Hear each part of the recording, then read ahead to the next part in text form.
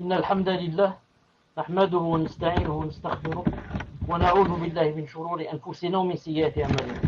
من يهده الله فلا مضل له ومن يضلله فلا هادي له، وأشهد أن لا إله إلا الله وحده لا شريك له، وأشهد أن محمدا صلى الله عليه وسلم عبده ورسوله. يا أيها الذين آمنوا اتقوا الله حق تقاته ولا تموتن إلا وأنتم مسلمون. يا أيها الناس اتقوا ربكم الذي خلقكم من نفس واحدة وخلق منها زوجها وبث منهما رجالا كثيرا ونساء، واتقوا الله الذي تساءلون به والأرحام إن الله كان عليكم رقيبا. يا أيها الذين آمنوا اتقوا الله وقولوا قولا سديدا يصلح لكم أعمالكم ويغفر لكم ذنوبكم، ومن يطع الله ورسوله فقد فاز فوزا عظيما. ألا إن أصدق الكلام كلام الله، وخير الهدي هدي محمد صلى الله عليه وسلم، وشر الأمور محدثاتها، وكل محدثة بدعة، وكل بدعة ضلالة، وكل ضلالة في النار. حياكم الله عز وجل en cette soirée du mercredi, 6 Rabi' al-Awwal 1433 de l'Hégire, ce qui correspond avec le 8 février 2012 bi'idhnillahi ta'ala. Donc toujours avec les signes de la fin des temps, c'est le troisième cours bi'idhnillahi subhanahu wa ta'ala. Donc nous allons commencer directement par le premier signe des petits signes bi'idhnillahi subhanahu wa ta'ala. Nous avons vu, alaykoum salam, nous avons vu dans le cours précédent que les signes de la fin des temps se divisaient en deux sortes, les petits signes et les grands signes. Nous allons faire une remarque pour dire que, en général, ce sont les petits signes qui commencent avant les grands signes. Et beaucoup de petits signes ont déjà eu lieu. Mais la remarque que je voulais faire, c'est que ça ne veut pas dire absolument que il faudrait que tous les petits signes finissent pour que les grandes commencent. Les savants disent non, il y a des petits signes qui ont commencé et qui ont eu lieu et n'auront plus lieu. Et il y en a d'autres qui resteront toujours et marcheront parallèlement avec les grands signes. C'est-à-dire quand les grands signes viendront, par exemple quand le soleil va se lever par exemple du couchant, ça n'empêche pas qu'il y ait d'autres petits signes aussi qui vont apparaître. Ça c'est la première des choses. La deuxième remarque, et c'est un peu comme une révision, la deuxième remarque, c'est que quand on dit que telle chose fait partie des signes de la fin des temps, ça ne veut pas dire que cette chose, par exemple, est interdite, ou bien illicite. Mais ça veut dire seulement qu'elle aura lieu et que ça sera un signe de quoi? De la fin des temps, c'est tout. Car par exemple la profusion par exemple des richesses, il va y avoir un temps où il va y avoir une grande profusion de l'or, de l'argent, des richesses. Est-ce que ça veut dire par exemple c'est interdit d'être riche? Pas interdit, mais c'est juste un signe que la fin des temps n'est pas loin bi'idhnillahi ta'ala. Donc le petit signe, le premier signe avec lequel on va commencer, Inch'Allah ta'ala, le premier signe, c'est, si c'est possible, l'admin écrit. L'admin à chaque fois écrit le signe, si c'est possible. Premier signe, l'avènement du prophète alayhi salam. L'avènement du prophète sallallahu alayhi wa sallam. Le prophète alayhi salam a informé que sa venue est une preuve de la proximité de la fin des temps. Car il est le messager de l'heure. Dans un hadith authentique, Sahl, le compagnon, radiyallahu ta'ala anhu, a dit, le messager d'Allah, sallallahu alayhi wa sallam, a dit, Bu'ithtu ana wa sa'atu kahatayn. J'ai été envoyé, moi et l'heure, tel que ces deux-ci. Wa yushiru bi isba'ayhi fayamudduhuma. J'ai été envoyé, moi et l'heure, tel ces deux-ci, en indiquant les deux doigts en question et en les tendant. C'est-à-dire l'index et le majeur. Bon, c'est un hadith rapporté par le Bukhari. Anas, le compagnon radiyallahu ta'ala anhu, a rapporté que le messager sallallahu alayhi wa sallam a dit Bu'ithtu ana wa sa'atu kahatayn. J'ai été envoyé moi et l'heure tel ces deux-ci. قال وضم السبابة الوسطى. Il a dit et il serra alayhi salam, il serra l'index contre le majeur. Il serra l'index contre le majeur. Hadith authentique rapporté par Muslim. Qais ibn Hazim, ibn Abi Hazim, rapporte d'après Abi Jubayra radiyallahu ta'ala anhu, que le prophète sallallahu alayhi wa sallam a dit Bu'ithtu fi nasami sa'a. J'ai été envoyé à l'avènement de l'heure. J'ai été envoyé à l'avènement de l'heure. Hadith authentique. Hadith authentique. Vous pouvez le trouver aussi dans le Silsila Sahih de Cheikh Al-Albani rahimahullah, tome 2, page 468. Mouim, quand il a dit j'ai été envoyé avec l'avènement de l'heure, Ibn al-Athir a dit, c'est-à-dire en arabe, Nasam, il a dit, ou bien Nassim, il a dit ça provient, ça veut dire les premiers souffles d'un vent faible. Ce qui signifie j'ai été envoyé dans les premiers signes de l'heure et dans la faiblesse de son commencement. J'ai été envoyé dans les premiers signes de l'heure et dans la faiblesse de son commencement, la faiblesse du commencement de l'heure. Ainsi, le premier signe de la fin des temps est l'avènement de l'élu sallallahu alayhi wa sallam. Il est donc le dernier prophète et aucun prophète ne viendra après lui sallallahu alayhi wa sallam. Au contraire, c'est le jour de la résurrection qui viendra après lui de la même manière que le majeur et l'index se suivent. Il n'y a aucun doigt, il n'y a aucun autre doigt entre eux, ou de la même manière que l'un est plus grand que l'autre. Cela est appuyé par la version rapportée par Tirmidhi. Donc le prophète sallallahu alayhi wa sallam, quand il a dit que j'ai été envoyé à l'heure telle que ces deux-ci. Et il a joint entre le pouce, entre le majeur et l'index. C'est pour dire que le majeur et l'index sont collés l'un à l'autre. C'est-à-dire qu'il n'y a pas un autre doigt entre les deux. C'est-à-dire, s'il y a le majeur, ensuite il va y avoir quoi? S'il y a l'index, il y a automatiquement derrière lui le majeur. La même chose. Donc s'il y a le prophète sallallahu alayhi wa sallam, ça veut dire automatiquement après lui, il y aura quoi? Il y aura la fin des temps. Non. Le prophète sallallahu alayhi wa sallam a dit aussi j'ai été envoyé, moi et l'heure, tels ces deux-ci. Abu Daoud indique que l'index est le majeur, que le prophète sallam indique à l'index et le majeur. De combien l'un dépasse l'autre? De combien l'un dépasse l'autre? Ça veut dire qu'ils sont collés l'un à l'autre.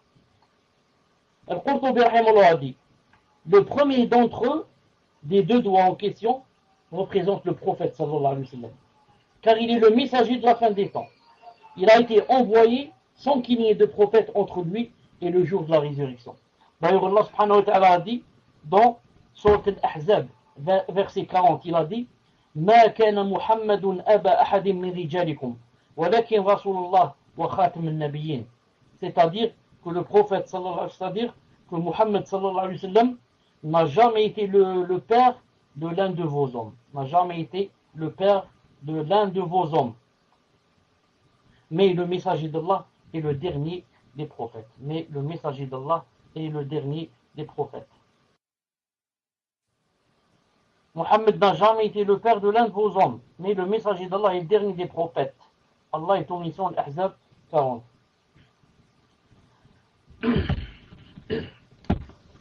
Donc, ceci, Inch'Allah Ta'ala, c'est quoi?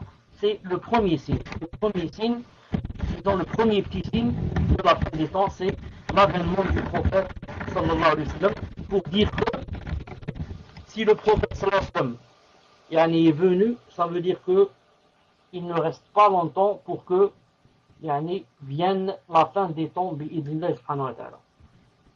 Quant au deuxième signe qui a été cité par les savants, c'est la mort du prophète sallallahu alayhi wa sallam. C'est la mort du prophète sallallahu alayhi wa sallam. Parmi les signes de la fin des temps figure la mort du prophète sallallahu alayhi wa sallam. Selon un hadith rapporté par Raouf ibn Malik, radiyallahu ta'ala anhu, que le messager sallallahu alayhi wa sallam a dit U'dud sittan bayna yaday sa'a. Il a dit compte-en, compte, du verbe compter, compte-en 6 avant la venue de l'heure. Il y a 6 choses avant la venue de l'heure. Entre autres, il a cité parmi les 6, il a dit ma mort. Hadith rapporté par le Bukhari, tome 6, page 277. Compte-en 6 avant la venue de l'heure. Ma mort. Écrivez, Inch'Allah Ta'ala, que le deuxième signe, la mort du prophète sallallahu alayhi wa sallam. Donc la mort du prophète sallallahu alayhi wa sallam fut l'un des plus grands malheurs qui toucha les musulmans. En effet, le monde s'assombrit pour les compagnons lorsque le prophète sallallahu alayhi wa sallam mourut. Anas ibn Malik radiyallahu ta'ala anhu rapporte le jour durant lequel le prophète sallallahu alayhi wa sallam entra à Médine, toute chose s'illumina. Mais le jour où il mourut, sallallahu alayhi wa sallam, toute chose s'assombrit. Nous n'en avions terminé avec le prophète, sallallahu alayhi wa sallam, c'est-à-dire de l'enterrer, alors que nous étions en train de l'enterrer, que nous démontions nos cœurs. Nous démontions nos cœurs. Hadith authentique. Après, Sahih Gharib, authentifié par Sheikh Al-Albani, rahimahullah, dans Sunan Tirmidhi, 3618. Ibn Hajar al-Asqalani, rahimahullah, dit, il veut dire par là que Médine avait changé en comparaison à ce à quoi il s'était habitué durant sa vie, sallallahu alayhi wa sallam, comme amour, sérénité et douceur, dû à la perte de ce qu'il leur apportait comme enseignement et éducation. Sa mort, sallallahu alayhi wa sallam, fut synonyme d'interruption de la révélation céleste. Sa mort, sallallahu alayhi wa sallam, fut synonyme d'interruption de la révélation céleste. Telle fut la réponse donnée par Ayman à Abu Bakr et Omar lorsqu'ils lui rendirent visite après la mort du prophète sallallahu alayhi wa sallam. Ayman, c'est l'une des femmes qui a parrainé le prophète sallallahu alayhi wa sallam. Donc Abu Bakr et Omar lui rendirent visite après la mort du prophète sallallahu alayhi wa sallam. En arrivant chez elle, elle pleurait. Ils lui demandèrent, qu'as-tu à pleurer? Qu'as-tu à pleurer? Ce qu'il y a auprès d'Allah est meilleur pour son messager. Pourquoi tu pleures le prophète sallallahu alayhi wa sallam? Ce que Allah Ta'ala lui réserve dans le paradis et les délices, c'est mieux pour lui que le fait qu'il soit avec nous. Et elle de répondre, je ne pleure pas de ne pas savoir si ce qui est auprès d'Allah est meilleur pour son messager. Mais je pleure parce que la révélation s'est interrompue du ciel. Quand elle dit cela, elle les poussa donc aux pleurs et ils se mirent à pleurer avec elle. Rapporté par Muslim, hadith rapporté par Muslim. Donc le prophète, sallallahu alayhi wa sallam, est mort de la même manière que les gens meurent. Car Allah Azza wa Jal, n'a octroyé la vie éternelle dans ce monde à personne. C'est une vie de passage et non une demeure éternelle. Comme a dit Allah subhanahu wa ta'ala, وَمَا جَعَلْنَا لِبَشَرٍ مِّن قَبْلِكَ الْخُلْدَ أَفَإِن مِّتَّ فَهُمُ الْخَالِدُونَ. Et nous n'avons attribué l'immortalité à nul homme avant toi. Est-ce que si tu meurs toi, eux, ils seront éternels? Si toi, Muhammad, sallallahu alayhi wa sallam, la meilleure créature, il faut que tu meurs et tu mouriras. Est-ce que eux, ça veut dire ils vont rester éternellement? Une seconde pour que je mette le verset. Et nous n'avons attribué l'immortalité à nul homme avant toi. Est-ce que si tu meurs toi, ils seront eux éternels? C'est pas possible. Toute âme doit goûter la mort. Nous vous éprouvons par le mal et par le bien à titre de tentation. Et c'est à nous que vous serez ramenés. Et c'est à nous que vous serez ramenés.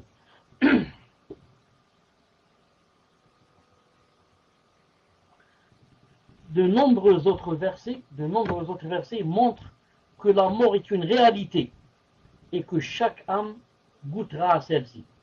même s'il s'agit du meilleur homme de la création et du guide des pieux, Muhammad sallallahu alayhi wa sallam. Sa mort fut, comme le dit le Qurtubi rahimahullah, le premier événement tragique à s'abattre sur l'islam. Puis la mort de Omar radiyallahu ta'ala anhu. Le décès du prophète sallallahu alayhi wa sallam fut aussi la fin de la révélation et la mort de la prophétie, ce qui donna suite au premier méfait, celui de l'apostasie des Arabes et autres. Ce fut aussi la première interruption du bien et sa première diminution. Abu Bakr Siddiq radiyallahu ta'ala anhu a dit: certes, des événements se produiront après lui qui toucheront les cœurs et les poitrines. Safiya bint Abdul Muttalib a dit: par ta vie, je ne pleure pas le prophète pour sa disparition, mais parce que je crains que le crime n'arrive. Quand il y avait le prophète sallallahu alayhi wa sallam, il y avait la sécurité. Et maintenant que le prophète sallallahu alayhi wa sallam est parti, il faudrait s'attendre à tout. Il faudrait s'attendre à tout. Et après sa mort, sallallahu alayhi wa sallam, beaucoup de choses sont arrivées. Les pires des choses sont arrivées. Les pires des épreuves et des fitnas se sont abattus sur l'islam. Troisième petit signe, Inch'Allah Ta'ala, la conquête de la demeure sacrée de Jérusalem. Vous écrivez, Inch'Allah, la conquête de la demeure sacrée de Jérusalem. Donc la conquête de la demeure sacrée de Jérusalem est l'un des signes de la fin des temps. Auf ibn Malik radiyallahu ta'ala anhu relate dans un hadith qu'il a entendu le messager d'Allah sallallahu alayhi wa sallam dire: compte-en avant la venue de l'heure 6 choses. Il cita parmi eux, il a dit Fath Bayt al-Maqdis. Parmi les 6, il a dit la conquête de la demeure sacrée de Jérusalem. Hadith rapporté par le Bukhari. En effet, c'est à l'époque de Omar ibn al-Khattab radiyallahu ta'ala anhu qu'eut lieu la conquête de la demeure sacrée de Jérusalem en l'an 16 de l'Hégire. Comme cela est relaté par les biographes. Omar radiyallahu ta'ala anhu se déplaça en personne, établit un compromis avec ses habitants, se chargea de la conquête et expulsa les juifs et les chrétiens. Il construit ensuite une mosquée en direction de la demeure sacrée. L'imam Ahmed rahimahullah rapporte, selon Ubayd ibn Adam, qu'il a dit: j'ai entendu Omar ibn Khattab radiyallahu ta'ala anhu dire à Ka'b al-Ahbar. Ka'b al-Ahbar. C'est qui Ka'b al-Ahbar? Son nom est Ka'b ibn Mati' al-Humayri, l'un des détenteurs de la science et des grands érudits parmi les gens du livre. Il se convertit à l'islam du temps d'Abu Bakr radiyallahu ta'ala anhu et se rendit à Médine du temps de Omar radiyallahu ta'ala anhu. Il habita ensuite au Sham et mourut dans le califat de Uthman radiyallahu ta'ala anhu, alors qu'il avait passé la centaine d'années. Il a rapporté de nombreux récits israélites, dont une grande partie avec une chaîne de transmission qui ne remonte pas de manière authentique à lui. Il n'a rapporté aucune version chez le Bukhari et une seule version, d'après Abu Huraira, chez Muslim. Donc, Ubayd ibn Adam a dit: j'ai entendu Omar ibn Khattab dire à Ka'b al-Ahbar, il lui a dit: où penses-tu que je dois prier? Il répondit: si tu suis mon avis, tu prieras derrière le rocher, et la demeure sacrée sera tout entière devant toi. Omar dit alors: tu as imité le judaïsme. Non, je prierai là où pria le messager sallallahu alayhi wa sallam. Il se dirigea en direction de la Qibla, pria, puis vint et étala son vêtement. Il frotta les saletés de son vêtement, puis et les gens furent de même. Hadith authentique chez Imam Ahmed. Donc ça, c'est pour la conquête de la demeure sacrée de Jérusalem, qui a eu déjà lieu. Là, ça va nous pousser à dire une chose, à faire une remarque aussi, c'est quoi? C'est que certains signes de la fin des temps peuvent se reproduire plus d'une fois. Certains signes de la fin des temps peuvent avoir lieu plus d'une fois. Comme prenons ici le cas de la conquête de l'Quds. Ça s'est fait au temps de Omar ibn Khattab radiyallahu ta'ala anhu. Naam. Ça s'est fait, ça se fera aussi à la fin du monde. Naam. Ça se fera aussi d'après le hadith du prophète sallallahu alayhi wa sallam qui a dit que il n'y aura pas la fin du monde jusqu'à ce que vous combattiez les juifs et qu'ils se cacheront derrière là. Vous connaissez le hadith. Donc il y a des signes qui se reproduisent et se reproduiront encore une fois bi'idnillahi ta'ala. Quatrième signe, vous écrivez la peste de Umwas. M-W-A-S, U-M-W-A-S, la peste de Umwas. C'est une ville de Palestine, à 6000 de Ramallah, sur le chemin de Quds. La peste de Umwas. Dans le hadith précédent de Auf ibn Malik, où le prophète sallallahu alayhi wa sallam a dit, compte-en 6 avant la venue de l'heure, il a cité entre autres, il a dit, puis une épidémie qui vous atteindra tel le Qouas chez les ovins. Il va y avoir une épidémie qui va vous atteindre et fera, c'est-à-dire ravage, tel le Qouas chez les ovins. C'est quoi le Qouas? Il dit ici, une maladie qui touche les bêtes, faisant couler leur nez et la mort instantanée s'ensuit. C'est une maladie qui touche les bêtes, faisant couler leur nez, et la mort instantanée s'ensuit. Ibn Hajj rahimahullah a dit, on a dit que ceci, c'est-à-dire cette peste, est apparue lors de la peste de Umwas durant le califat de Omar radiyallahu ta'ala anhu. Cela s'est produit après la conquête de la demeure sacrée de Jérusalem. Voir Fath al-Bari, tome 6, page 278. En l'an 18 de l'Hégire, selon l'avis le plus connu de la majorité, une peste apparut à Umwas, puis se propagea dans la région du Cham. Un nombre considérable de compagnons y trouva la mort ainsi que d'autres. On dit que le nombre des pertes s'éleva à 25 000 morts parmi les musulmans. 25 000 morts. Parmi les plus connus, il y avait Abu Ubaida Amir ibn al-Jarrah, le digne de confiance de cette communauté. Donc 25 000 morts dans cette peste qui a été déjà annoncée et prévue par le prophète sallallahu alayhi wa sallam. Il en a parlé bien avant qu'elle n'eut lieu bi'idnillah subhanahu wa ta'ala. 25 000 morts parmi les musulmans. On avait même des compagnons radiyallahu ta'ala anhum qui sont morts dans cette peste. Cinquième signe bi'idnillah ta'ala. La profusion des richesses et l'inutilité de l'aumône. Vous écrivez la profusion des richesses et l'inutilité de l'aumône. Zakat ou la sadara.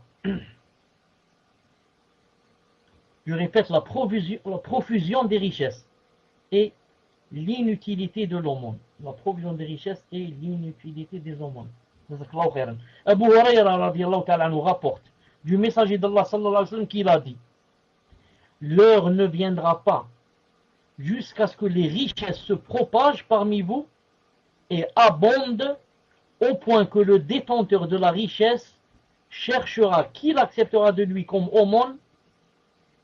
L'homme sera appelé mais dira, je n'en ai nul besoin, rapporté par Al-Bukhari. Je répète, l'heure ne viendra pas jusqu'à ce que les richesses se propagent parmi vous et abondent au point que le détenteur de la richesse cherchera qui l'acceptera de lui comme aumône. Donc l'homme sera appelé, mais dira, je n'en ai nul besoin. Abu Moussa radiyallahu ta'ala anhu rapporte du prophète sallallahu alayhi wa sallam qu'il a dit, La ya'tiyanna ala an-nasi zaman. Il arrivera une époque il arrivera une époque où يطوف الرجل فيه بالصدقة من الذهب, où l'homme se déplacera avec une aumône en or, ثم لا يجد أحدا يأخذ منه, puis ne trouvera personne pour la prendre de lui. Subhanallah al-Azim. Il va arriver une époque où l'homme se déplacera avec une aumône en or, pas en euros, en or, puis il ne trouvera personne pour la prendre de lui. Le prophète alayhi salam nous informe qu'Allah Azza wa Jal fera don à cette communauté qui lui donnera des trésors de la terre et que le règne de sa communauté s'étendra en Orient et en Occident. D'ailleurs, dans le hadith de Thawban, radiyallahu ta'ala anhu, le messager d'Allah Islam a dit en effet: Inna Allah zawalil ard. Certes, Allah m'a rapproché la terre. Fara'aytu mashariqaha wa magharibaha. Et j'ai vu l'Orient et l'Occident. Wa inna ummati sayablughu mulkuha ma zuwiya li minha. Et le règne de ma communauté s'étendra sur ce qui m'a été rapproché de la terre. وأعطيت الكنزين الأحمر والأبيض. J'ai reçu les deux trésors, le rouge et le blanc. Hadith rapporté par Muslim. Allah Ta'ala a donné à son messager les deux trésors, le rouge et le blanc. Le rouge, vous avez compris que c'est l'or, et le blanc, c'est l'argent, le métal d'argent.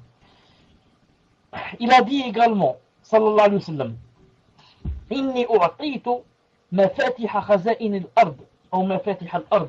Il a dit, et j'ai reçu les clés des trésors de la terre, ou bien les clés de la terre, rapporté par Muslim. Et Adi ibn Hatim, radiyallahu ta'ala anhu, le compagnon, rapporte. Il a dit, alors que je me trouvais chez le prophète, sallallahu alayhi wa sallam, un homme vint à lui et se plaignit de la pauvreté. Ensuite, un autre homme vint et se plaignit des coupes jarrées. Il dit, sallallahu alayhi wa sallam, alors, Ya Adi, oh Adi, hal ra'ayta al-Hira? As-tu déjà vu le Hira? Le Hira, c'est un endroit, une petite ville en Irak, près de Koufa. Non? Et l'autre de dire, je ne l'ai jamais vu. Non, mais on m'en a parlé. Je n'ai jamais vu le Hira, mais on en m'a parlé.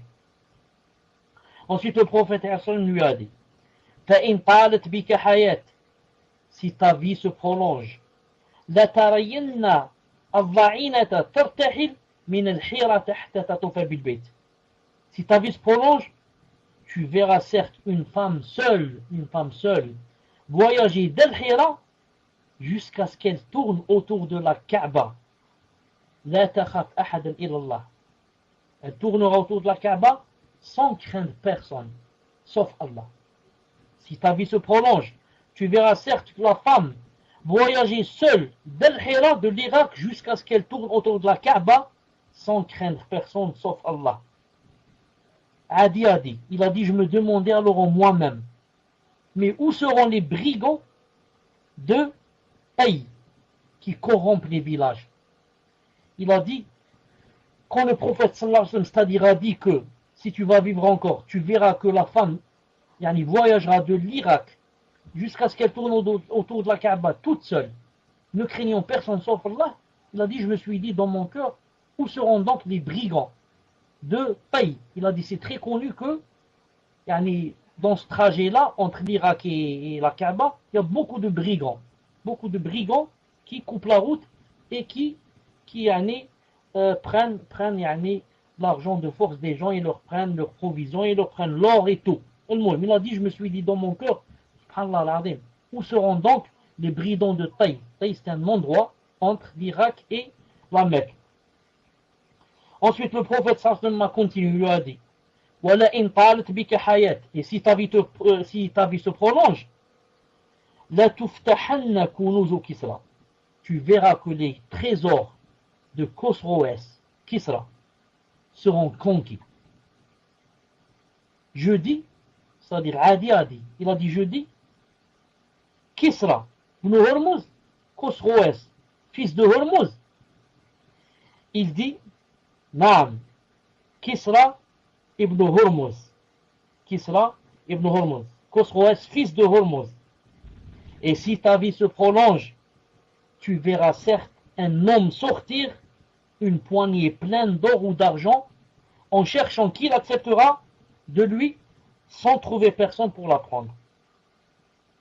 Ensuite, Adi poursuit le hadith. Le compagnon dit, j'ai vu la femme, c'est-à-dire Allah subhanahu wa ta'ala m'a allongé dans ma vie jusqu'à ce que j'ai vu la femme seule voyager d'Al-Hira jusqu'à ce qu'elle tourne autour de la Kaaba en ne craignant qu'Allah Azza wa Jal seul.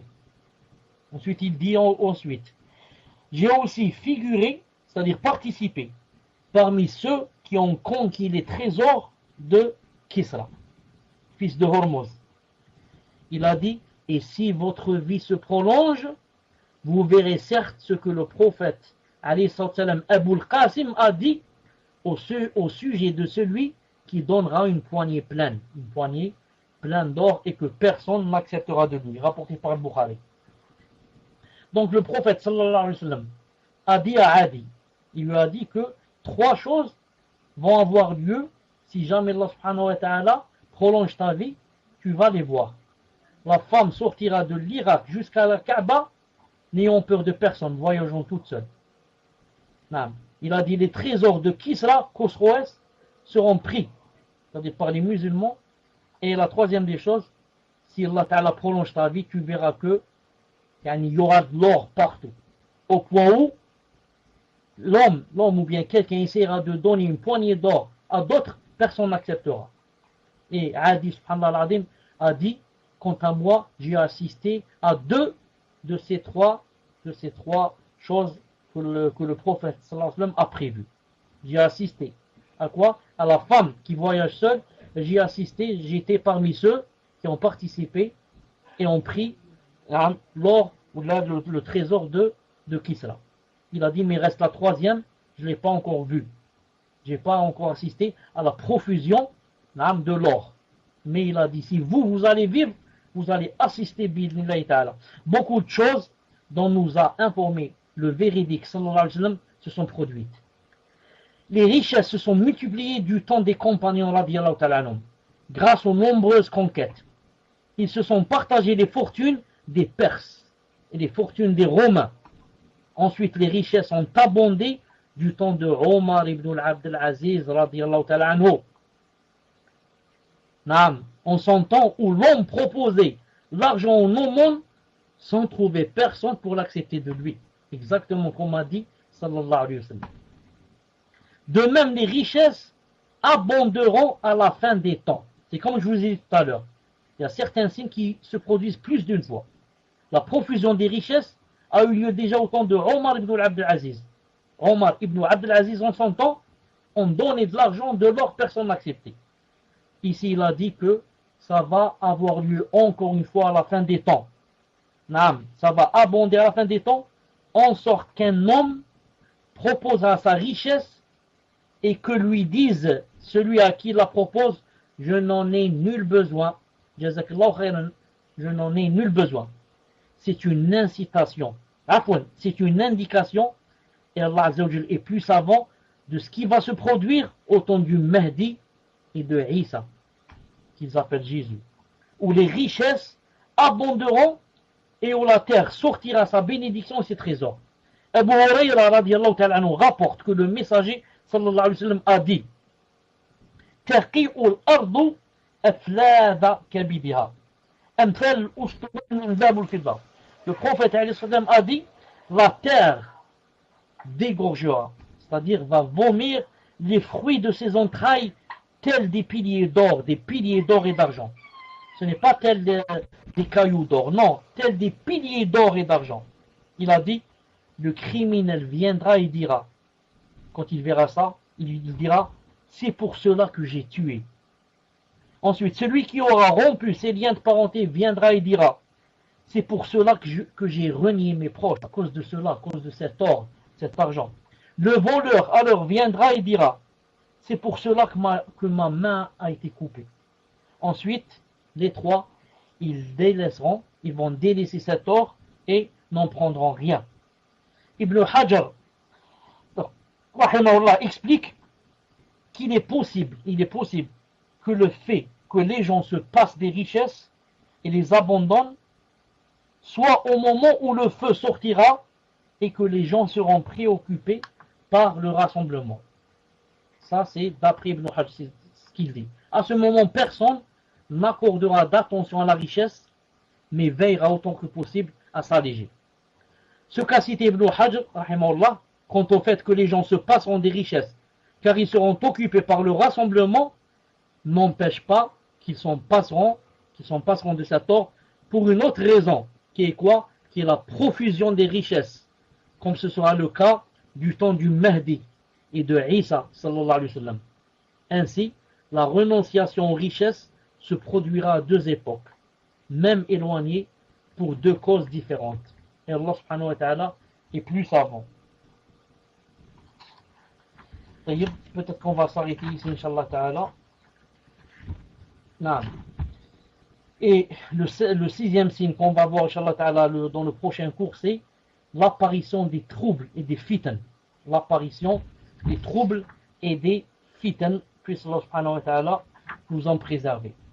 J'arrête Inch'Allah ta'ala ici, je dis subhanakallahumma bihamdik, ashhadu an la ilaha illa ant, astaghfiruka wa atubu ilayk. Assalamu alaikum wa rahmatullahi wa barakatuh. Donc première question, Assalamu alaikum cher.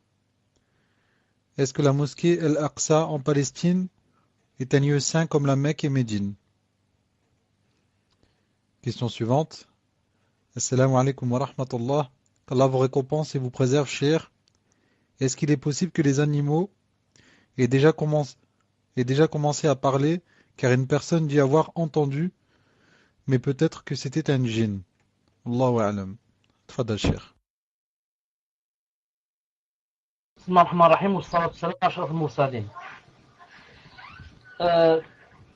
Quand tu me poses comme ça deux questions, si jamais j'en oublie une, je te demande le mot-clé. Mot-clé, tu me dis seulement un mot. Tu choisis un mot, une clé, pas un... Voilà. Comme par exemple, si j'oublie la deuxième question, tu me dis par exemple animaux qui parlent. Voilà. Je me rappelle, Inch'Allah. Pour la première question, donc Inch'Allah ta'ala, on essaie de répondre assez vite pour donner le temps, Inch'Allah ta'ala, maximum de questions. La première question, est-ce que l'Aqsa fait partie des lieux saints ou des lieux sacrés? Ça ne fait pas partie. En islam, il n'y a que deux, le Haraman, Médine et la Mecque. Les deux mosquées, c'est tout. Le Quds ne fait pas partie de Al-Haram. Ça, c'est pour la première question. La deuxième question, les animaux, ont déjà parlé, comme vous savez, au temps de Sulayman, par exemple, dans le verset. قالت نملة يا أيها النمل ادخلوا مساكنكم لا يحطمنكم سليمان وجنوده وهم لا يشعرون. Quand la fourmi a dit aux fourmis, attention, rentrez dans vos trous, là, dans vos grottes, ou là, pour que Sulayman alayhi salam et ses soldats ne vous écrasent pas. Et au temps du prophète sallallahu alayhi wa sallam, il a dit dans un hadith rapporté par Bukhari, il a dit que alors que un homme était sur une vache, il était monté sur une vache comme on monte sur un cheval. La vache a parlé, a dit, nous n'avons pas été créés pour qu'on soit monté, mais pour al-harth, pour labourer. Et le prophète sallallahu alayhi wa sallam a dit quoi? Il a dit, Abu Bakr, moi je crois en cela, Abu Bakr croit en cela, et Omar croit en cela. Hadith authentique. Alors que Omar et Abu Bakr étaient quoi? Étaient absents. C'est une tazkiya du prophète sallallahu alayhi wa sallam, que Abu Bakr et Omar croient en cela, même s'ils étaient absents. C'est-à-dire que il est possible que certains de vous ne croient pas. On va dire comment? Une vache a parlé. Une vache parle. Il a dit Abu Bakr croit et Omar croit, même s'il n'était pas présent. Et le hadith authentique du prophète sallallahu alayhi wa sallam, qu'une fois, un loup a pris une brebis ou un mouton, et que bien sûr pour le dévorer. Et celui qui garde les moutons a couru derrière le loup et lui a pris quoi? Lui a pris le mouton. Ensuite le loup s'est assis et il a parlé. Il a dit, aujourd'hui tu étais avec le troupeau, tu m'as pris, yani, tu m'as pris l'agneau. Qu'en sera-t-il demain, yani, quand ils seront seuls ou quelque chose comme ça. Donc, il y a des hadiths, beaucoup de hadiths authentiques qui prouvent que les animaux ont parlé et parlent, et surtout à la fin du monde, d'après le hadith authentique, peut-être qu'il y a dans le livre Wallahu A'lam, que yani, les animaux vont parler à la fin du monde. Le lion va parler. Plus que cela, non seulement les animaux, mais même les choses vont parler. Les souliers vont parler à la fin du monde. La cuisse de la personne va parler à la fin du monde. Ou le tibia. Et comme ça. Ça viendra, Inch'Allah Ta'ala, peut-être dans ce livre. Donc je dis, pour revenir à la question, s'il a entendu un animal parler, d'après moi, Allah Ta'ala, il me semble que peut-être c'est un djinn. C'est mon avis personnel. Wallah subhanahu wa ta'ala a'lam. Wallahu ta'ala a'lam. Je ne sais pas. Mon avis personnel, peut-être un djinn. Wallah subhanahu wa ta'ala a'lam. Atfadal.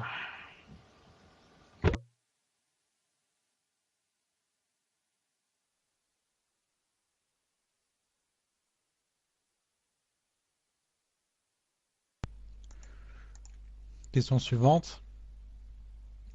Bismillah, assalamu alaikum, cher. Je voulais savoir si vous alliez nous lire le chapitre manquant du livre Les signes de la fin des temps, car un chapitre a été supprimé. Il concernait les juifs. Barakallahu fekoum. Qu'Allah vous inscrive parmi les hauts placés, vous, toute votre famille, ainsi que les admins. Amin. Question suivante. Assalamu alaikum wa rahmatullah. Hafizakumullah ya cher. Je pense que cela sera traité par la suite, mais j'aimerais savoir qui est exactement le Mehdi. Et a-t-il un lien avec Isa alayhi salam? Barakallahu fikum ajma'in. Tfadal cher. Pour la première question, c'est lui qui a dit que dans ce livre, il y avait un chapitre qui parlait des juifs et qui a été enlevé, supprimé. Est-ce que je vais le lire ou pas? Je dis, j'ai pas encore vu dans ce livre en français s'ils ont supprimé, c'est-à-dire j'ai pas vérifié cette information, mais je vous ai dit la fois passée que ce livre, que je l'enseignais moi, je l'enseigne dans une mosquée en arabe. Donc si je trouve, j'ai l'original donc si je trouve dans le livre en arabe, si je trouve qu'il y a le chapitre des juifs, je vais vous le traduire, Inch'Allah Ta'ala, en français, même si il n'y a pas dans ce livre. Et quand je vous dis j'ai l'original en arabe, j'ai pas le livre lui-même, j'ai Wasmo. C'est-à-dire je l'ai téléchargé de l'internet. J'ai téléchargé la thèse du magistère, la thèse du magistère qui est l'original bi'idnillahi subhanahu wa ta'ala. Quant à la deuxième question, Al-Mahdi, c'est quelqu'un qui viendra à la fin des temps. Et qui viendra, que Allah subhanahu wa ta'ala créera à la fin des temps, et qui aura le nom du prophète sallallahu alayhi wa sallam, yani le nom de son père, comme il a dit, sallallahu alayhi wa sallam. Il a dit, il porte le nom de mon père, sallallahu alayhi wa sallam. Le Mahdi restera 7 années. Il viendra en même temps que Isa alayhi salam, en même temps que Jésus. Non. Je dis Jésus, normalement il s'appelle Isa, c'est tout. Juste pour ceux qui peuvent, peut-être, je dis Allah alam, peut-être il y a un chrétien avec nous, là il dit c'est qui ce Isa, peut-être. C'est juste pour ça. Donc ils viendront, yani, le Mahdi restera 7 ans, il y a une divergence, mais c'est la vie le plus sûre, 7 ans. Et Isa alayhi salam, 40 ans. 40 ans, alayhi salam. Donc, est-ce qu'il y a un lien entre eux? Quel lien? Il y a une parenté? Non. Il y a un lien qu'ils seront ensemble. Ils seront ensemble, bi'idhnillahi ta'ala.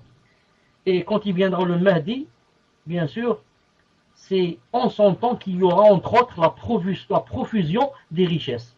La profusion des richesses. Et que, yani, il va quoi? Il va y avoir aussi une grande sécurité. Une grande sécurité. Et plus d'injustice. Il y aura la sécurité au point où, imaginez le serpent, il ne te fera aucun mal. Ni le serpent, ni le lion, ni le crocodile, rien, aucun mal. Le serpent sera comme si tu jouais avec, je ne sais pas quoi, avec un oiseau là. Non, aucun mal bi'idnillahi ta'ala. Et le Mahdi dont on parle, nous, Al-Sunnah, ce n'est pas le Mahdi des chiites. Ce n'est pas le même. Les chiites, pour eux, il y a déjà il y a le Mahdi, c'est un enfant qui avait 4 ou 5 ans. Le 12e imam, et ensuite quoi? D'un coup, on n'a plus trouvé cet enfant. Ils ont dit donc, il est caché dans un garage, Fissir Deb, dans une ville qui s'appelle Saint-Mira. Il est caché là-bas en Irak, et ils sont en train d'attendre qu'il se manifeste encore une fois. Mais bien sûr, nous, si on va raconter ça à un petit enfant de 4 ou 5 ans, il va dire ça c'est une blague. Comment quelqu'un qui va rester caché des centaines d'années. Ensuite, où est la hikmah, la sagesse? À quoi ça sert qu'il reste caché comme ça dans un garage? Ensuite, dans un garage, qui lui donne à manger, à boire? Ou est-ce qu'il connaît la qibla pour faire la prière? S'il veut faire la prière, où est-ce qu'il va trouver le wudu? Et quand il y a des fitnas chez les musulmans, pourquoi ils ne sortent pas? Pourquoi ils ne sortent pas pour leur montrer ce qu'il faut faire, pour arrêter les fitnas et les épreuves? Pourquoi s'il y a la bataille sainte, pourquoi ils ne sortent pas? Pourquoi ils ne sortent pas pour combattre les mécréants? Donc tout ça c'est une blague pour nous. Non. Tout ça c'est pas vrai. Comment dirais-je? Je vais m'arrêter, Inch'Allah Ta'ala, un quart d'heure. Et on va se rencontrer, Inch'Allah Ta'ala, dans un quart d'heure, bi'idhnillahi subhanahu wa ta'ala, je m'excuse. Subhanakallahumma wa bihamdik, ashhadu an la ilaha illa ant, astaghfiruka wa atubu ilayk. Profitez-vous aussi et allez manger, bi'idhnillahi ta'ala, si vous n'avez pas encore mangé, vous faites quelque chose. Assalamu alaikum wa rahmatullahi wa barakatuh. Assalamu alaikum wa rahmatullahi wa barakatuh, cher. Donc les questions suivantes, Inch'Allah.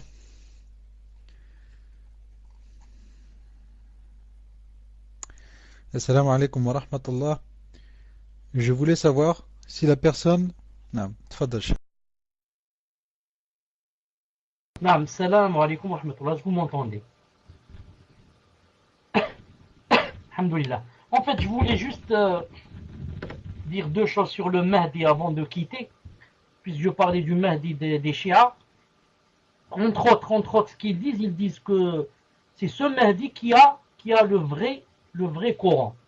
C'est-à-dire le Coran qu'il y a entre nos mains, il a été falsifié. Mais le vrai Coran se trouve chez le Mahdi. Subhanallah al-Azim. Imaginez cette parole de Kufr. Le Coran a été falsifié et le vrai se trouve chez le Mahdi. Et certains d'entre eux, des rawafid de maintenant, comme quelqu'un qui s'appelle Muqtada Sadr.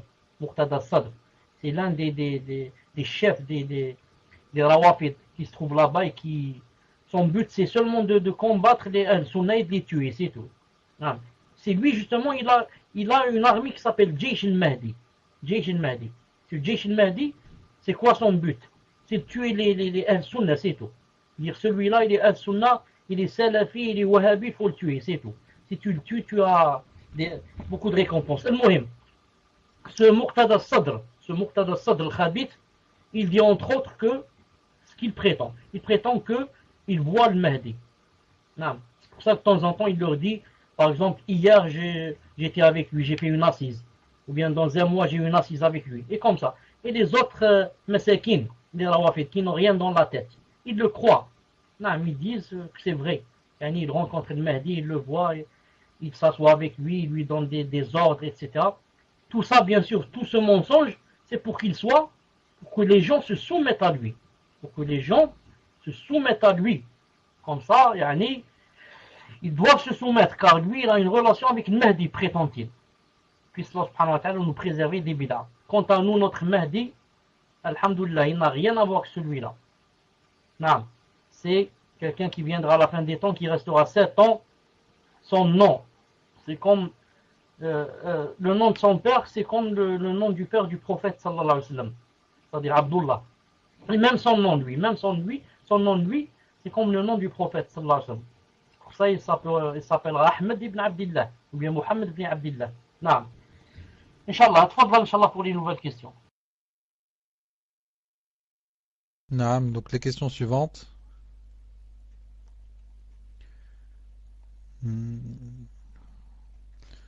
Assalamu alaikum wa rahmatullah. Je voulais savoir si la personne qui a fait namima doit expier sa faute dans la tombe ou bien le jour du jugement. Et si celle-ci a fait taouba, rendra-t-elle quand même des comptes? Pouvez-vous m'éclairer sur ce point? Barakallahu fikum, Sheikhana. Question suivante. Salam alaikum. Est-ce que dans la mosquée de Jérusalem, celle avec le dôme en or, le prophète aurait prié avec tous les autres prophètes? Barakallahu fikum. Précision, la mosquée dont je parle dans ma question est appelée la mosquée du dôme du rocher. Tfadal Cheikh. Je n'ai pas cette précision. Pour la deuxième question, je n'ai pas cette précision. Je sais que le prophète sallallahu alayhi wa sallam a prié avec beaucoup de prophètes, et que c'était fi Masjid al-Quds. Lakin exactement quelle mosquée, comment qu'elle s'appelle, il faudrait Inch'Allah Ta'ala que je vérifie. Je n'ai pas le nom de la mosquée, mais ça viendra Inch'Allah Ta'ala avec, dans le livre, Inch'Allah Ta'ala. C'est pour la deuxième question. Quant à la première question, quand on fait namima, si on connaît la personne et que on peut lui demander pardon, c'est la meilleure des choses. Après avoir fait le repentir. Car le repentir de la namima comprend entre autres le fait de demander pardon à la personne à laquelle on a fait namima. Si maintenant, surtout si la personne est au courant, maintenant si la personne n'est pas au courant, et on a peur, si on va lui dire qu'elle fasse, que ça dégénère en plus mal, et qu'elle va peut-être me quitter, ne plus me parler, ou bien me frapper, ou bien, dans ce cas, les savants ont dit, c'est pas obligé de lui dire, mais il faut lui faire des doigts à la personne. Naam. Ensuite, si la personne a fait un repentir sincère, Allah subhanahu wa ta'ala lui pardonnera son péché, surtout si elle a essayé de réparer entre elle et celle qui a été médite. Si jamais maintenant elle n'a pas fait le repentir, il se peut que, d'après l'avis le plus fort, que Allah subhanahu wa ta'ala va l'éprouver dans la tombe. Ou il se peut même qu'elle soit éprouvée là, dans cette dunya. Allah ta'ala lui donne un malheur pour lui expier ce grand péché. Sinon, si elle meurt vite avant qu'elle soit éprouvée, il se peut que ce soit dans la tombe, la vie le plus fort, bi'idnillah subhanahu wa ta'ala. Et certains disent que peut-être ce sera Yawm al-Qiyamah. Car il y a des péchés qui vont être expiés dans la tombe, et d'autres ici dans cette vie, et d'autres qui vont rester jusqu'au jour de Yawm al-Qiyamah. Wallahu ta'ala alam. Tfaddal. Question suivante. Salam alaikum wa rahmatullahi wa barakatuh. Je demande à Allah de vous placer au milieu des pieux, des véridiques et des prophètes, alayhum salam, au paradis. Ya Cheikh, pour tout ce que vous nous apportez de science, pourriez-vous me dire si le jour du jugement, quand les femmes et hommes seront nus, est-ce qu'on ressentira une honte d'être nus comme ça devant les hommes?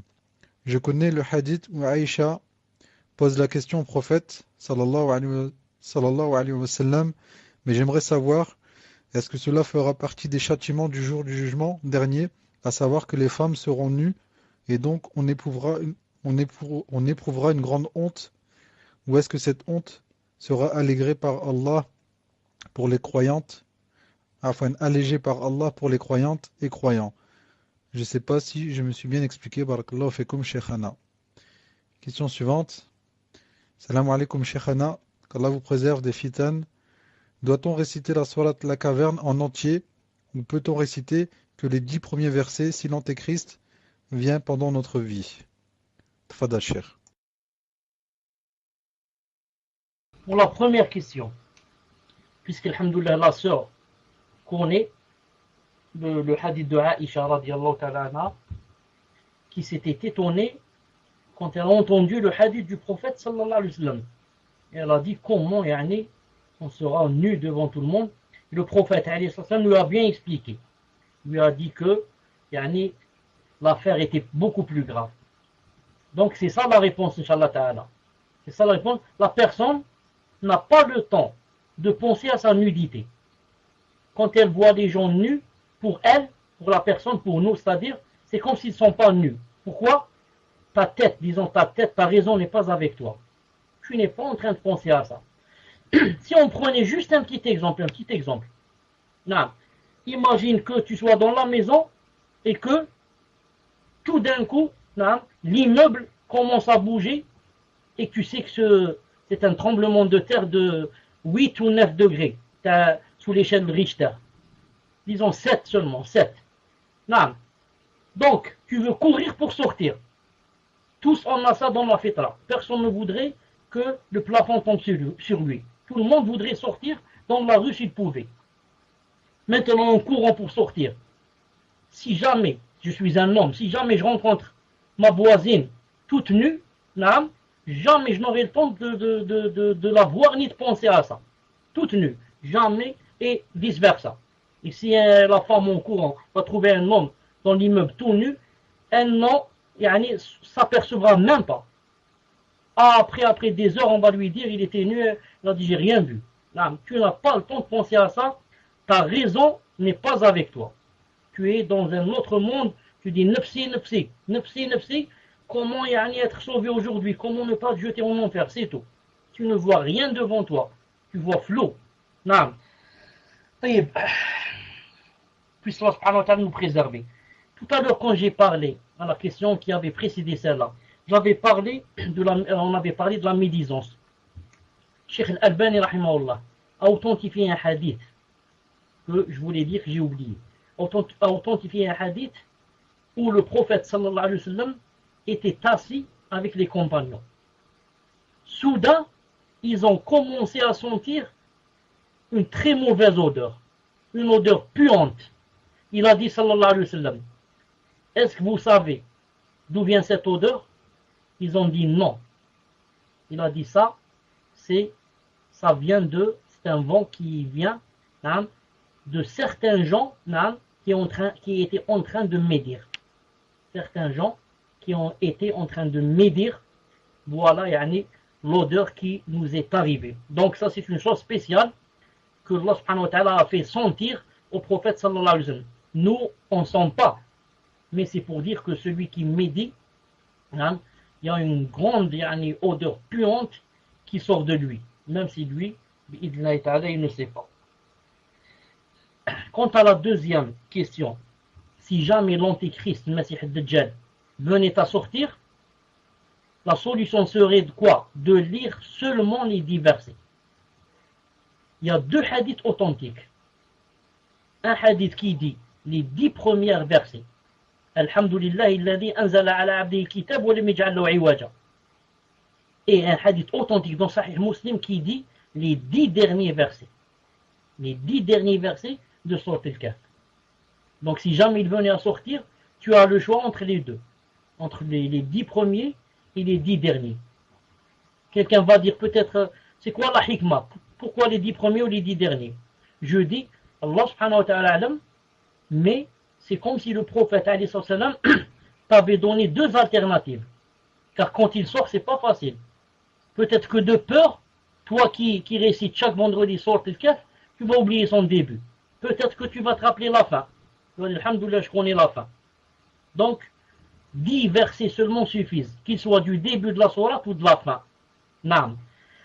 Enfin, pour ceux et celles qui nous ont fait des doigts, puisse Allah subhanahu wa ta'ala leur donner exactement ou plus de ce qu'ils nous ont demandé pour nous. Tfadal. Question suivante, cher. Assalamu alaikum wa rahmatullahi wa barakatuh, cher. Qu'Allah vous accorde la plus belle des récompenses pour ces cours, ainsi qu'aux admins. Amin. J'aimerais savoir quel est l'avis le plus fort des chouyours, contemporains comme anciens, concernant le sitar et le niqab. Sommes-nous dans une époque de fitna qui rendrait obligatoire de le porter? Une femme qui porte le sitar ou le niqab aura-t-elle plus de récompenses qu'une femme qui porte le djilbab? Est-ce une sunna pour la femme de s'habiller en noir? Barakallahu fikum, cher. Qu'Allah vous accorde le firdaous. Question suivante. Salam alaikum wa rahmatullah. Est-ce haram de danser dans une soirée entre sœurs avec des anachid? Barakallahu fikum. Tfadal, cher. là, dans la première question, il y a quand même ce que je crains toujours, c'est qu'il y ait confusion. Car entre autres, sauf Muslim, écoute bien, entre autres, la personne dit, est-ce que c'est sunna ou là de porter djilbab, yani elle a dit, elle a dit Dieu, de porter un djilbab, c'est pas son niqab. Non, non, pas de couleur noire, quand elle a parlé du niqab. Al-Muhim. Ou elle a dit sitar. Il faudrait qu'on soit sûr d'abord que ça veut dire le sitar, que ça veut dire le niqab, parce que des fois, une femme qui porte le sitar, niqab, aura-t-elle plus ou moins... Non, voilà la question ici. La question ici, elle devait dire une femme qui porte le sitar ou le niqab. Aura-t-elle plus de récompense qu'une femme qui porte le djilbab sans sitar ni niqab? Sans sitar ni niqab? Car sinon, elle a mis d'un côté le djilbab et de l'autre le sitar et le niqab. Comprenez ce que je veux dire? Donc c'est le niqab, on voit les yeux, et le sitar, c'est quelque chose qui descend d'en haut jusqu'à, ça cache tout le visage. Donc la personne dit, est-ce que c'est obligatoire de porter, est-ce qu'on est dans la fitna, ceci, cela, je dis. Allah subhanahu wa ta'ala a'lam. Pour la personne qui peut le porter, ce serait le mieux. Car même ceux qui ont dit qu'il n'était pas obligatoire, comme Sheikh Al-Albani rahimahullah, et les 4 imams, c'est-à-dire Abu Hanifa, Malik, Shafi'i et Ahmed ibn Hanbal, malgré cela, ils ont tous dit que c'était recommandé. Donc, surtout, s'il y a des fitnas, et que les hommes sont vicieux, et que, peut-être que la femme est belle, et surtout, par exemple, si elle est mariée. Mariée maintenant, elle devrait, Allah subhanahu wa ta'ala alam, elle devrait s'en suffire à son mari. Elle dit, pourquoi maintenant, moi je vais me montrer aux gens. Mais, si elle est de l'avis qui dit que ce n'est pas obligatoire, ou l'autre, si elle est de l'avis qui dit que c'est obligatoire, elle ne devrait pas l'imposer aux autres. Celle qui dit il est obligatoire pour toi seulement. Non, pour toi et tes filles. Toi et tes filles. Et l'autre qui dit c'est pas obligatoire, elle n'impose pas aussi aux autres. Elle lui dit pourquoi tu as mis le sitar, il n'est pas obligatoire. Non, il n'est pas obligatoire pour toi, d'après la vie que tu as choisi. Donc, que chacun adore Allah subhanahu wa ta'ala avec le délit qu'il a, puisqu'il y a des divergences. Donc, j'adore Allah ta'ala sincèrement avec le délit qui m'a convaincu. Je ne suis pas en train de choisir d'après mes tentations. Mais j'ai lu et voilà ce dont je suis convaincu. Je suis convaincu que c'est obligatoire, je le mets sans l'imposer aux autres. Et celle qui n'est pas convaincue que c'est obligatoire, qu'elle ne le mette pas, sans quoi? Sans critiquer les autres. Sans critiquer les autres qui le mettent. Donc voilà pour le sitar et le niqab. C'est-à-dire que celui qui le met a fait quelque chose de recommandé. C'est-à-dire, en ce sens, il prendra plus de récompense que celui qui ne l'a pas mis. Car celui qui l'a mis a fait quelque chose de plus. S'il est seulement recommandé. S'il est seulement recommandé, il a fait quelque chose de recommandé en plus. Donc il aura plus de récompense pour l'avoir mis. Ça, si je dis qu'il est seulement recommandé. S'il était obligatoire, ça c'est autre cas. Non. Pour la deuxième question, il est permis de danser entre les sœurs s'il n'y a pas de musique, etc. Et que la danse n'est pas une danse de fitna. Comme disent les savants, ils disent une danse qui s'appelle la danse lourde. Non. C'est presque comme les vieilles qui dansent. Vous voyez la vieille quand elle danse, elle balance seulement ses mains. Et non pas, elle va mettre quelque chose, comment on dit ça, je ne sais pas comment on dit ça, ça se trouve beaucoup par exemple chez les Kabyles. Chez les Kabyles quand elles dansent. Elles mettent quelque chose déhanché. Voilà, avec le déhanchement et en même temps, elles attachent quelque chose. Elles attachent quelque chose. Tu vois, musulman, elles attachent un foulard. Voilà, elles attachent un foulard. Et maintenant, ça devient vraiment, yani fitna, et ça devient vraiment, aïb. Ça devient, voilà, autour de la taille. Barakallahu fik. Faut pas que ça soit comme ça. Mais si c'est juste, un balancement des mains et sans être frivole et une danse lourde, les savants ont dit que c'était permis bi'idnillahi subhanahu wa ta'ala. Tfaddal. Donc, question suivante. Salam alaikum wa rahmatullahi wa barakatuh. Ma mère a acheté une paire de baskets de la marque Nike à mon fils. Cette marque porte le nom d'une déesse. A'udhu billah. Ai-je le droit de lui mettre? Barakallahu fikum. Question suivante. Salam alaikum cher. Qu'Allah vous garde, vous préserve et vous récompense pour tout ce que vous faites. Je souffre de fuite urinaire. Je dois toujours refaire mes ablutions. Mais ce n'est pas évident quand je ne suis pas chez moi. Il m'arrive de prier sans refaire mes ablutions quand je ne peux pas les refaire. Comment faire quand je suis en dehors de mon foyer, sachant que j'ai des fuites en continu? Barakallahu fikum cher. J'aime beaucoup vos cours, masha'Allah. Tfadal cher. Pour les choses achetées qui comportent la marque Nike et qu'on dit, Wallahu ta'ala adam, que c'est le nom d'une déesse. Al-Muhim, le prophète sallallahu alayhi wa sallam, d'un autre côté, a interdit qu'on jetait quoi? De l'argent. Ça, c'est interdit en islam qu'on jette de l'argent par la fenêtre. Donc, elle devrait faire des efforts pour voir seulement comment enlever ce nom. Le soulier, comment enlever ce nom de ce soulier. Soit en le teintant par exemple. On va teinter seulement le nom Hadan Nike. On le teinte. Non. Et bien sûr, il y a beaucoup de gens, même je dis des frères. Il y a des frères qui mettent beaucoup de choses qui s'appellent des Nike. Il y a beaucoup de frères qui n'ont pas de science. Qui n'écoutent pas de cours ni rien.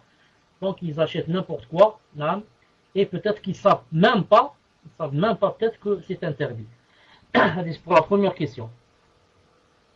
Pour la deuxième question, pour la personne qui a des fuites urinaires, si les fuites ne s'arrêtent jamais, il y a des fuites qui s'arrêtent, des fuites qui ne s'arrêtent jamais. Ce sont des fuites qui ne s'arrêtent jamais. Qu'est-ce qu'elle fait la personne? Elle essaye. Elle essaye. Elle est obligée de ne jamais faire les ablutions jusqu'à ce que vienne le moment de la prière. Celui qui a une incontinence urinaire ou autre chose, des gaz, il ne fait jamais la prière. Il doit attendre jusqu'à ce que vienne le moment de la prière. Quand je sais que maintenant, je suis prêt à prier, je vais prier, c'est à ce moment seulement que je vais laver mes parties intimes, je lave aussi les vêtements, l'endroit qui est collé à moi, je le lave aussi. Ensuite, je fais les ablutions et je rentre dans la prière, même si dans la prière, il y a des incontinences, il y a des fuites, ça ne fait rien. Ma salat est authentique et je ne refais pas bi'idnillah subhanahu wa ta'ala. Donc pour ceux qui ont des incontinences, il faudrait quoi? Il faudrait comment? Il faudrait comment ont fait les sahaba, radiyallahu ta'ala anhum. Qu'est-ce qu'ils ont fait? Lorsque le prophète sallallahu alayhi wa sallam les a avertis, il leur a dit, lorsque l'antéchrist, le Messie Dajjal viendra, il restera 40 jours, un jour comme une année, un jour comme un mois, un jour comme une semaine et comme ça. Ils se sont étonnés, ils ont dit, Ya Rasulallah, comment qu'on va faire pour le jour où il y aura une année? Le jour qui va durer une année, comment qu'on va faire pour la prière? Il leur a dit, faites des calculs. Donc vous voyez comment ils sont soucieux de leur adoration de la salat. Nous aussi, nous qui avons des incontinences, qui sont malades, nous devons nous soucier de la salat. C'est-à-dire, quand je suis chez moi, il n'y a pas de problème. Mais avant de sortir, pour aller je ne sais pas où, je dois faire mes calculs. Prendre une serviette avec moi. Ou bien mettre une serviette dans les parties. et yani, voir comment trouver l'occasion pour yani, rentrer aux toilettes, je ne sais où, pour yani, me laver au dernier moment pour faire la prière.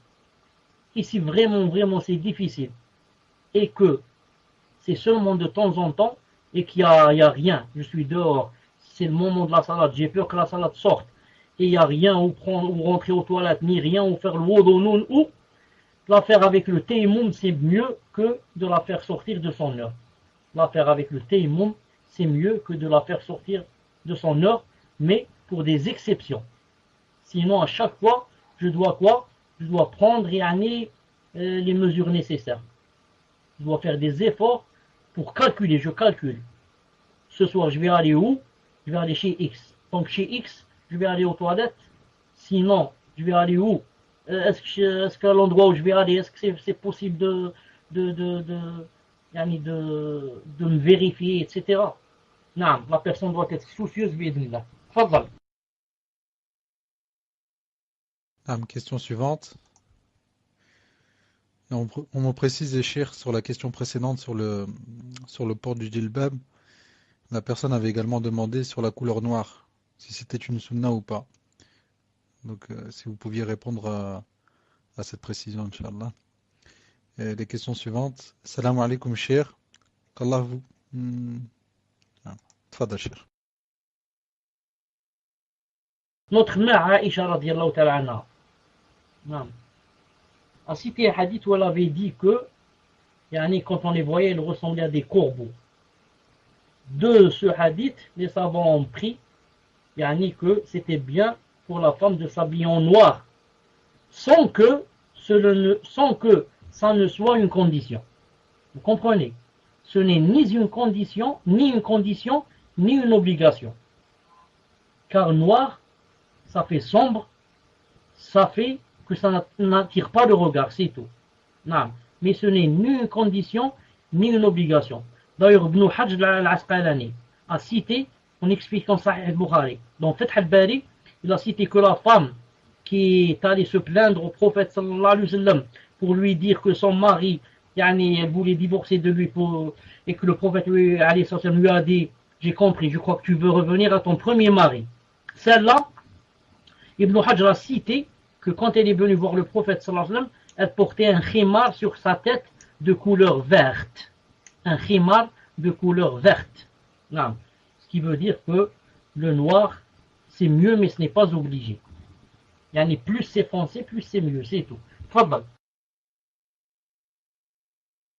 Chéri, concernant la marque Nike, apparemment certaines personnes ne seraient pas au courant sur la fatwa. Et si je ne me trompe pas, il est possible de trouver la fatwa de Cheikh Farkous sur Internet. Allahu a'lam. Donc si vous pouviez rappeler rapidement. Et les questions suivantes, Cheikh. Question sur l'héritage. Assalamu alaikum wa rahmatullahi wa barakatuh, Cheikh. Jazakumullah khayran pour vos cours. Et aussi, je voudrais vous dire, uhibbukum fillah. Ma question concerne l'héritage. Mes parents possèdent une maison et ont eu 9 enfants, Allahumma barak. Parmi eux, 3 filles, en étant adolescentes, ont aidé mes parents pour cette maison en faisant des travaux saisonniers pendant l'été et les vacances scolaires. D'autres étaient petits et d'autres étaient absents car ils vivaient ailleurs faisant leur vie. Entre parenthèses, un garçon et 2 filles. Je sais que dans la charia d'Allah Azza wa Jal, le garçon prend le double de l'héritage par rapport à la fille. Est-ce que lorsque mes parents vont partager, selon la charia d'Allah, l'héritage, les filles qui se sont investies pour cette maison auront droit qu'on leur donne plus que leur droit d'héritage par rapport à ceux qui n'ont pas aidé? J'espère, cher, que vous avez compris, auquel cas je reformulerai ma question. Jazakumullah khayran pour votre réponse. Aussi, cher, est-ce possible de nous faire le livre de Cheikh al-Fawzan, le dogme du monothéisme? Question suivante. Salam alaikum wa rahmatullah. Hafizakumullah, cher.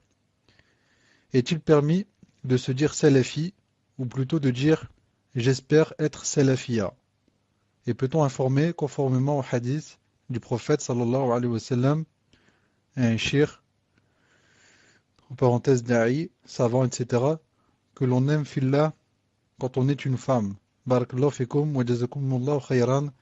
Si le cheikh répond que oui, si le cheikh répond que oui à ma deuxième question, dites-lui que je l'aime, oh Allah. S'il dit non, n'en tenez pas compte, qu'Allah Ta'ala vous récompense largement.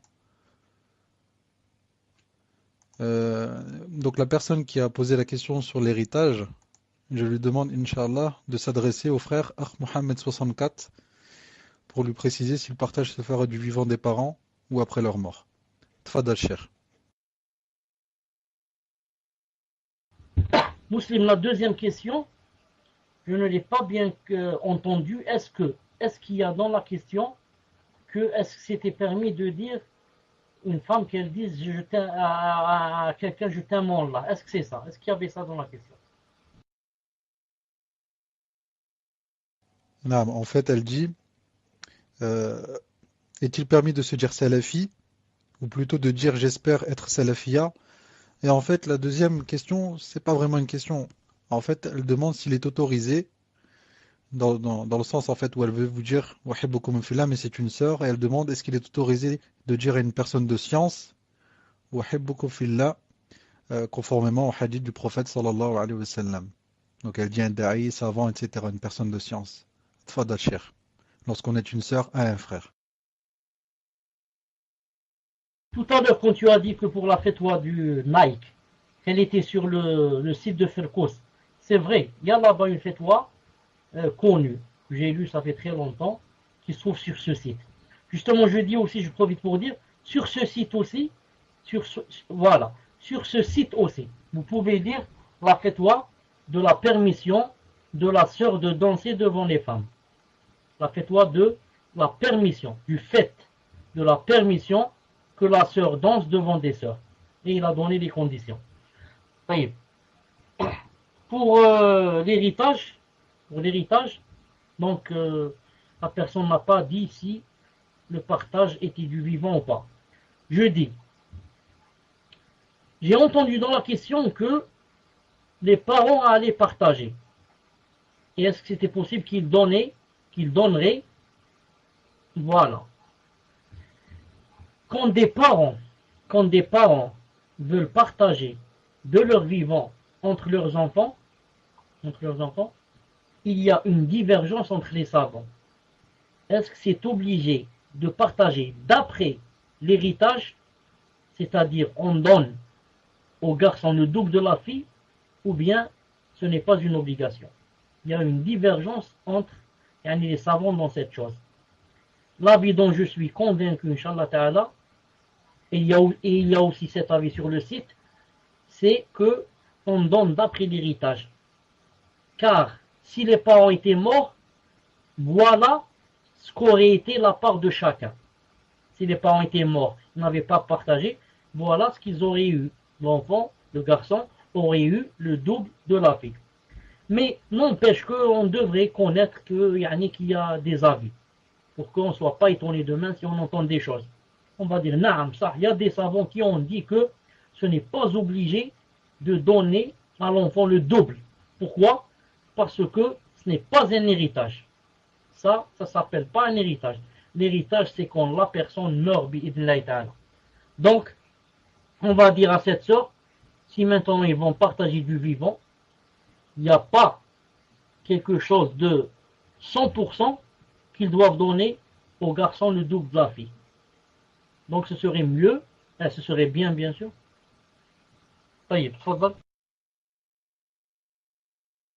Naam, cher, afin de compléter votre réponse, Inch'Allah. Et si les parents décident de rendre l'argent qui leur a été donc prêté ou donné pour faire des travaux d'embellissement, etc., du bien immobilier, de rendre juste la somme qui leur a été donnée par ces enfants-là, et après, donc après avoir donné cette somme, de partager selon la charia. Est-ce qu'il est possible ou pas? Est-ce que cela est possible? Tfadal Cheikh. Écoute, musulman, c'est-à-dire de rendre l'argent aux enfants, ça, aux filles qui ont participé. C'est ça. Naam. Ce serait bien, naam. Ce serait bien de dire, voilà, vous, c'était pas obligé, par exemple, que vous participiez, vous avez participé, Barakallahu fikum. Maintenant, j'ai, Inch'Allah Ta'ala, on s'est suffi, on se suffit. Donc voilà, je vous rends, Inch'Allah, ce que vous avez donné. Et nous, on va partager le reste entre vous, Bidna Ta'ala. On donne aux garçons le double, par exemple. Ce serait bien. Non. Et il y a aussi autre chose, Maintenant, en allant, avant de partager, ils peuvent dire aussi aux garçons, par exemple, votre sœur X ou bien Y, voilà ce qu'elle a fait, alors, je vous avertis, je vous mets au courant que je vais lui donner, d'abord, une part de son argent, bien son argent, et ensuite, Inch'Allah Ta'ala, je partage. Et troisièmement, ce n'est même pas obligé d'avertir qui que ce soit.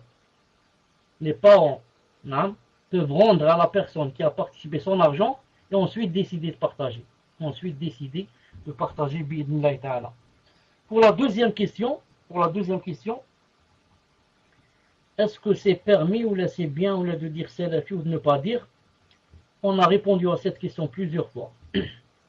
Être salafi, c'est être salafi dans le minhaj, être salafi dans la aqida, être salafi dans le comportement, le bon comportement.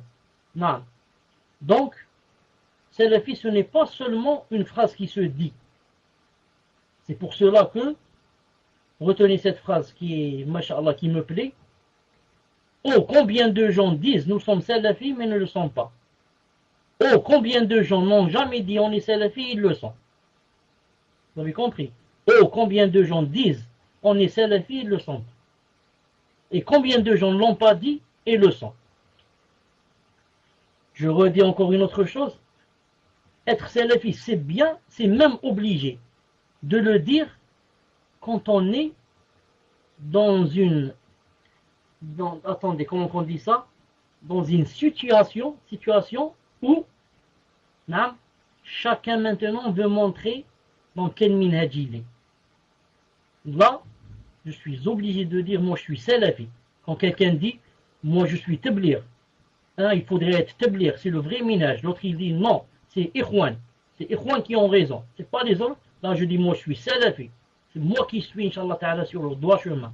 C'est pas vous, vous êtes dans la bida.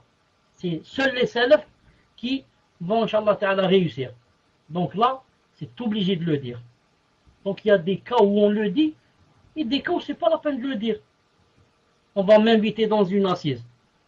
On va dire salam alaykoum salam, je me présente, je suis salafi, je suis cela. C'est pas la peine. Il n'y a rien qui me pousse à le dire. Peut-être même que des fois, si je le dis, peut-être que je vais faire fuir des gens. Non, peut-être ce sont des ahbèches, ce sont je ne sais pas qui, j'attends. Non, peut-être je vais essayer de ne pas le dire pour essayer de les approcher encore plus, pour leur faire passer le message bid'na ta'ala. Donc je ne sais pas si vous avez compris maintenant que salafi c'est surtout aqida et minhaj. Non, c'est pas seulement une parole. Mais que des fois, il y a des circonstances où on est obligé de dire je suis salafi. Et comme dit Cheikh Ibn Taymiyyah, il dit il n'y a pas de mal. Il n'y a pas de mal à dire je suis salafi. Au contraire, celui qui a peur et qui se cache, celui-là il a quelque chose qui ne va pas. Non. Si on est dans une situation où on doit dire, on doit montrer, et on cache, on ne veut pas. Ça veut dire qu'il y a quelque chose qui tourne mal. Ensuite, qu'est-ce qu'elle a vu de la personne? Si c'était permis de dire à quelqu'un, si c'est un savant, un da'i, un ceci, un cela. On a posé la question au Cheikh Abdel Aziz Ibn Abdillah al-Rajihi, rahimahullah. J'ai le lien avec moi pour celui qui veut que je lui donne le lien. Je vous lis d'abord la question. C'est une longue question, mais je vais m'arrêter seulement à la troisième, où il dit... Bon. J'ai seulement la réponse, il dit comme ça, rahimahullah. Pour la troisième question, sur le fait qu'une sœur dise à un frère, je t'aime pour Allah, remarquez ici, il n'a pas dit à un savant, à un frère, je t'aime pour Allah. Le cheikh dit, s'il n'y a pas de fitna, que cela n'est pas douteux, il n'y avait pas de mal à cela. Mais il ne faut pas qu'il y ait d'isolement entre les deux. Et qu'il est préférable que cela se passe à l'écrit au travers de l'écran, devant tout le monde. Vous avez compris? Non, si jamais, comme dit ici le cheikh, qu'il n'y a pas de fitna, et qu'il n'y a pas de doute, et qu'on n'est pas en tête à tête, et malgré cela, je ne lui envoie pas le message à lui seul, en tête à tête. Mais j'écris, devant l'écran, devant tout le monde. Non, il a dit si c'est comme ça, c'est permis. Allah subhanahu wa ta'ala. Mais malgré cela, j'ajoute une chose. Je ne suis pas un savant, mais j'ajoute une chose. Si c'est comme ça entre frères et sœurs, il vaut mieux éviter. Il vaut mieux éviter, sauf si peut-être la personne, c'est un savant ou bien une personne âgée, vraiment âgée. Mais comme ça entre des jeunes, je crois, Allah ta'ala alam, il vaut mieux éviter. Il vaut mieux éviter. Allah subhanahu wa ta'ala alam. Fadal. Non, cher, pour le complément de la question sur l'héritage, Inch'Allah, le cheikh a-t-il bien compris que les filles qui ont participé vivaient chez leurs parents et ont aidé leurs parents à des travaux saisonniers pendant l'été et ils étaient jeunes et bien sûr étaient contraints à aider? Sa réponse reste-t-elle la même quant au fait que les parents devraient donner une somme à ces filles avant la répartition? Barakallahu fikum. Tfadal, cheikh. Naam, c'est la même. S'ils veulent. Naam, s'ils veulent. Les sœurs ou les filles, elles ont aidé, ça ou là. Elles ont aidé, l'autre n'ont pas aidé. Celles-là, elles ont aidé, l'autre n'ont pas aidé. Il n'y a pas une sorte d'injustice ici. Celles-là, elles ont aidé, et celles-là, d'autres n'ont pas aidé, des filles même. Donc, ce serait bien, s'il y a les moyens, de leur rendre ce qu'elles ont fait, si c'est possible. Et ensuite, je partage. Personne ne m'oblige à partager. Ce n'est même pas une obligation de partager du vivant. Est-ce une obligation? Ce n'est pas une obligation. Donc, je rends les droits aux personnes qui ont des droits. Ensuite, je partage. Il n'y a aucun mal, Inch'Allah ta'ala. Parce qu'elles ne sont pas en train de pistonner ni de favoriser sans raison. Je n'ai favorisé personne. Cette personne, je lui ai rendu ce qu'elle a fait. Elle a aidé, je lui ai rendu. C'est tout. Fadal. Question suivante.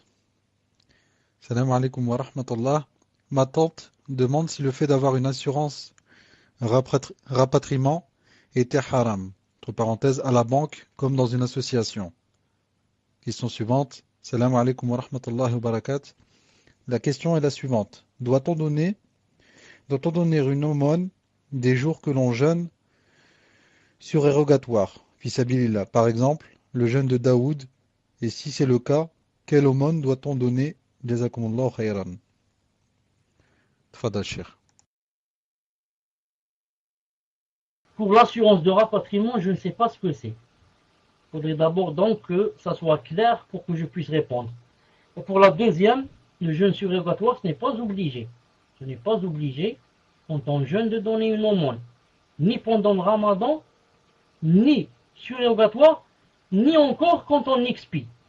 Car certaines personnes, beaucoup de personnes, croient que quand une personne a des dettes de ramadan par exemple, et qu'elle ne les a pas rattrapées, jusqu'à ce que l'autre ramadan soit venu, ils disent dans ce cas tu dois rattraper plus, donner une aumône chaque jour, ou bien nourrir un pauvre. On dit, il n'y a pas ça dans le Coran, ni la sunna authentique. Naam, tfadal. En ce qui concerne le rapatriement, cher, c'est pour le mort. Certaines personnes cotisent, donc ont une assurance, et lorsque la personne meurt, une ne déverse rien par rapport à ce que ça coûte de rapatrier le cercueil, etc., dans le pays où l'on veut l'enterrer. Et c'est là où elle demande est-ce qu'il est autorisé ou pas. Tfadal, cher. C'est autorisé quand ce n'est pas une obligation. Personne ne m'oblige. On est dans un quartier, j'habite dans un quartier, je ne sais pas où, à Paris. On dit nous, les frères, ou les frères et les sœurs, les habitants de ce quartier, venez, on va mettre une caisse. Et chacun mettra, quand il voudra, ce qu'il voudra. Quand tu mets 10 euros, l'autre il met 1000. L'autre il met 1, l'autre il met 4. Et comme ça.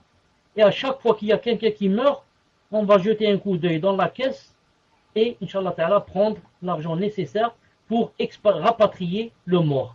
Et comme ça. Mais pas que ça soit une obligation, que je donne par mois tant. Voilà. C'est pas que je donne par mois tant, ou là par an ou là. Mais je donne, Inch'Allah Ta'ala, quand d'après mes capacités. D'après mes capacités. Et maintenant, si jamais, on va se mettre d'accord pour dire, par exemple, mettons une somme qu'on doit donner tous. Par exemple, disons, on va donner 10 euros chaque mois. Par exemple, il faudrait que cette caisse soit une caisse d'aide. C'est-à-dire que personne ne fait rentrer un bénéfice de cette caisse. La caisse, elle est là, on s'est mis d'accord, chaque mois, on donne par exemple 5 euros. Pour celui qui peut. Celui qui ne peut pas, il ne donne pas. À condition quoi? À condition que personne ne tire profit de cette caisse. On la laisse fissabillah, pour que si quelqu'un meurt, on le rapatrie, c'est tout. Ça aussi c'est permis. Et maintenant, si c'est une obligation, car si jamais je ne paye pas ce mois ou là, on va me donner une amende, ou bien on va me priver, ou bien je vais parce qu'on va me punir, tout ça, ça devient haram.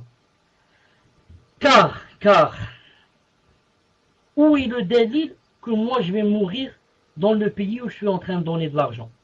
Ça?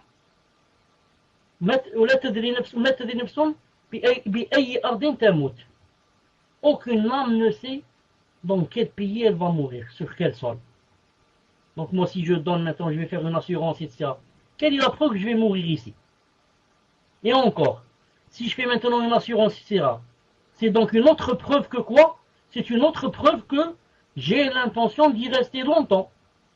Et au lieu de penser à la hijra, non. Peut-être moi je vais mourir ici. Donc je vais faire l'assurance. Si je meurs, on va me rapatrier. Donc j'ai pas encore dans la tête qu'il faudrait que je parte d'ici. Vous comprenez? Donc il y a une grande différence entre la caisse d'entraide qu'on a fait Sabillah et l'assurance. Question suivante. Voilà, je t'ai enlevé le micro. Jazakallah khairan. Tu m'entends, Inch'Allah? Alhamdulillah. Je t'ai enlevé le micro parce que, Inch'Allah Ta'ala, c'est le moment de se quitter. Il est 22h30, bi'idhnillahi ta'ala. On va se rencontrer, Inch'Allah Ta'ala, samedi. Subhanakallahumma bihamdik. Ashhadu an la ilaha illa ant. Astaghfiruka wa atubu ilayk. Assalamu alaikum wa rahmatullahi wa barakatuh.